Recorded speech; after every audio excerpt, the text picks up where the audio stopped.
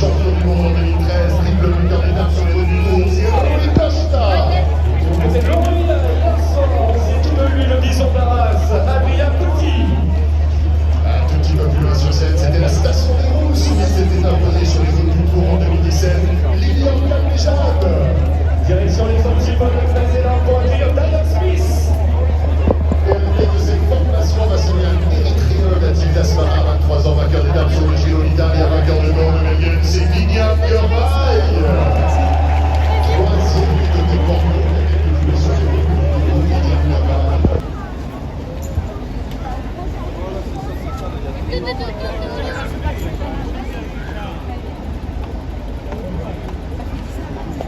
Yeah, ever since I traveled, today is my first time I'm going to experience a bicycle tour starting from my own town. Every day I watch this thing on television, but today I will experience it live.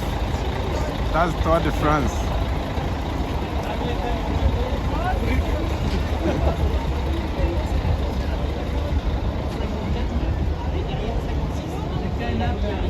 Meba brochire and then that edikanya meba experience live program bicycle tour. I show the television so by then ya ankasa me de mani ebe show the physical.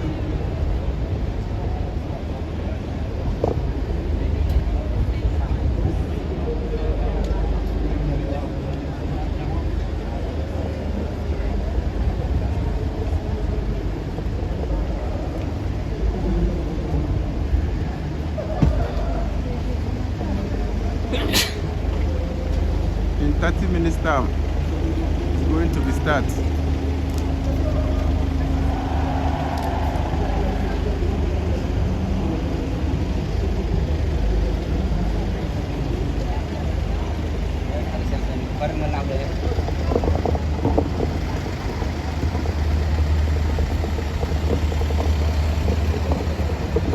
Yeah, it's an American Tour de France. I started with Kram Yankasa Mitimu, and then they mentioned the television, so if you're in live. Paulès, le porteur du maillot à point de meilleur grimpeur qui est parrainé par Leclerc au moment où d'autres porteurs de maillot distinctifs le retrouvent.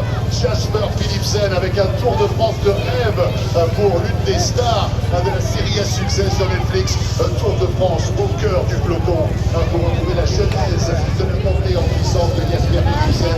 Déjà lauréat de 4 victoires d'état sur ce Tour de France 2023. Tadej Pogačar, le double vainqueur du Tour qui a déjà levé les bras du côté de Grec en masque. Et il y a quelques jours de cela, vient de rejoindre immédiatement sur la ligne. Est-ce que ça sera le jour de gloire pour Pogačar, pour Ligue d'Or dans ce qui concerne les acteurs majeurs du classement général? C'est l'une des questions qu'on pose.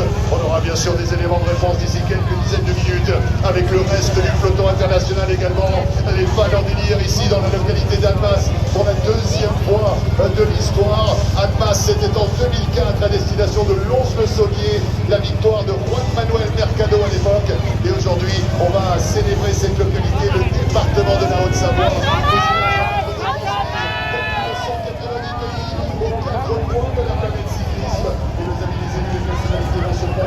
Au-dessus du balcon, préparer l'attachement de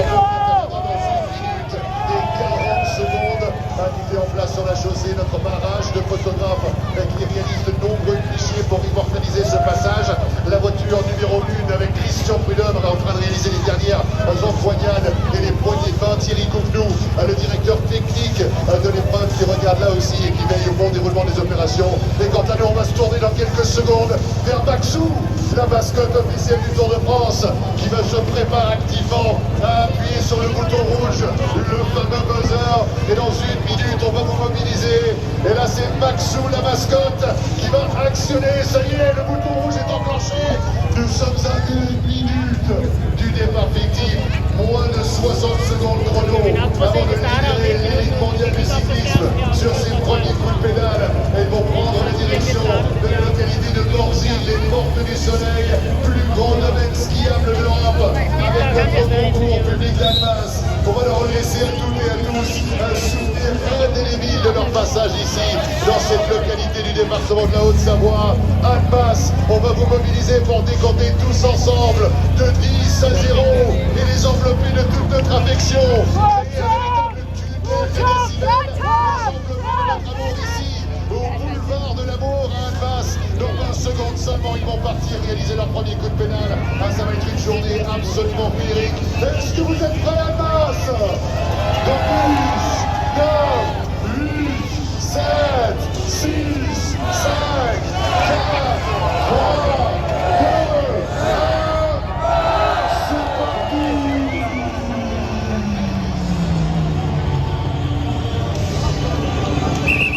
Le drapeau du top départ vient d'être abaissé par Christophe Borel, adjoint au sport et l'éducation sportive d'Annemasse, accompagné par Estelle Fouchot, vice-président du conseil départemental de la Haute-Savoie, en compagnie de Bernard Couty, ancien adjoint au sport d'Annemasse, et Christian Verdonnet, conseiller départemental de la Haute-Savoie. Cette 14e étape du Tour de France 2023 à l'inspiration de Morzine, les portes du soleil, 151 km 800. Et quant à nous, sous évidemment le début de cette longue procession de véhicules, on va tout de suite prendre le chemin du podium officiel, retrouver Michel Gélisée. Michel, c'est de vous! Mais venez le retrouver, mon cher Marc, on a vivre une nouvelle fois. Grâce à vous et avec vous, mes champions du courant du Tour de France. Ça y est, c'est donc parti. C'est parti au moment M, direction Morzine, les portes du soleil. On va se retrouver l'intégralité du parcours de l'étape du jour, 151 km. Au cœur de cette belle Haute-Savoie qu'on est tellement heureux de retrouver. Les du Chablais vont nous accompagner au départ d'Annemasse. Annemasse pour la deuxième fois dans l'histoire du Tour. La dernière fois, c'était un certain Juan Miguel Mercado, coureur espagnol qui avait remporté la victoire. Mais nous tournons le dos aux Alpes, la direction, le cœur des Alpes avec bien le col de Saxel, le col de Cou. Classé en première catégorie, le col du Feu, Sylvain Vallée au Savoyard, le col de Jean-Baptiste qui ouvrira le sprint comptant pour le maillot vert. Escola est le premier au classement par points. Saint-Joie, aussi seront traversés dans l'étape du jour. Nous avons le col de l'Araba qui culminera aujourd'hui à plus de 1600 mètres. On redescendra dans la vallée à Partage avant de rejoindre Samoise. Le col de Jouplane, classé hors catégorie, Félix d'ascension avec le bus. Et pour cette descente technique compliquée, il faudra l'aborder dans les meilleures dispositions. On se souvient des images du Tour de France où certains bras avaient chuté dans cette descente en direction de Morzine. Morzine qui a vu les plus grands s'imposer de Fabio Parra, Jacques Michaud, Thierry Claverola, le pirate Marco Pantani, Richard Diron qui a 2 reprises également. On va vous remercier, vous toutes et tous qui étaient très nombreux une nouvelle fois sur tous les réseaux sociaux. Chaque jour dans cette émission Podium Départ, on va remercier la ville d'Annemasse, le public d'Annemasse, la Haute-Savoie et la communauté de communes évidemment qui nous ont accompagnés. On va remercier toutes les équipes d'Amorisement Organisation aux côtés de Cédric Marceau.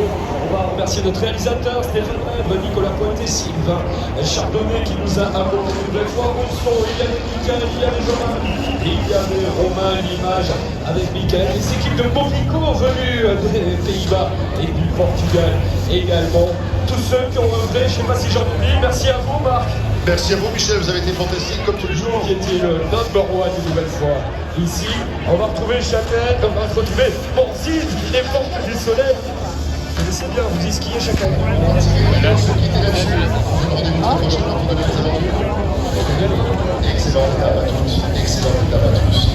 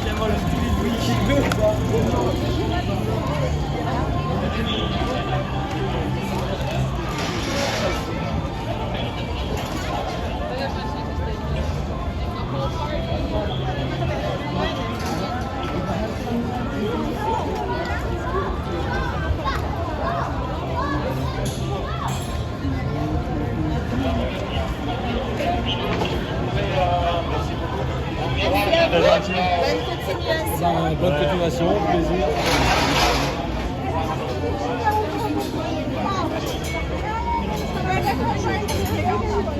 So this guys from the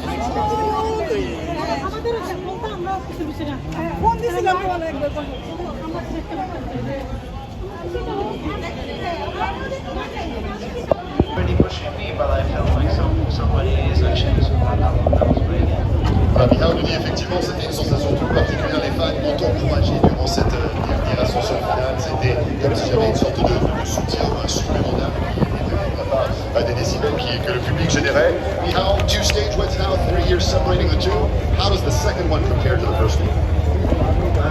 That was kind of unexpected because obviously with Richard we've been in the breakaway since the beginning of the stage, so that was really hard.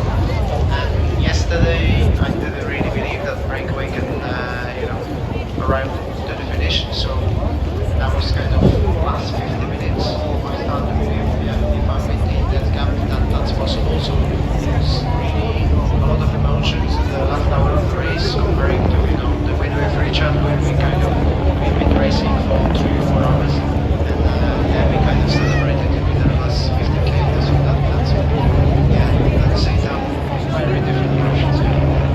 Et l'émotion est vraiment différente par rapport à cette victoire que j'avais pu connaître il y a 3 ans de cela avec Richard Carapaz, ils étaient partis.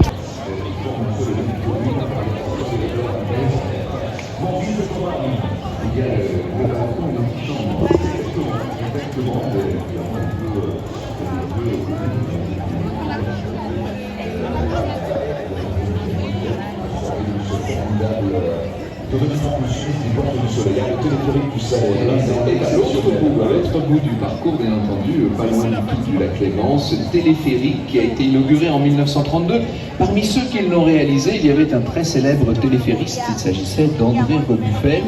Le téléphérique en question est intéressant, il est géré par une délégation de service public qui est transfrontalière, puisque vous avez d'un côté la République et le canton de Genève, et puis vous avez Annemasse et les Voirons agglomération et la commune de Monquier-Mornay. Donc tous ces, on va dire que toutes ces collectivités se sont mises ensemble pour s'occuper du téléphérique du Salève, qui permet l'ascension partielle de ce mont Salève.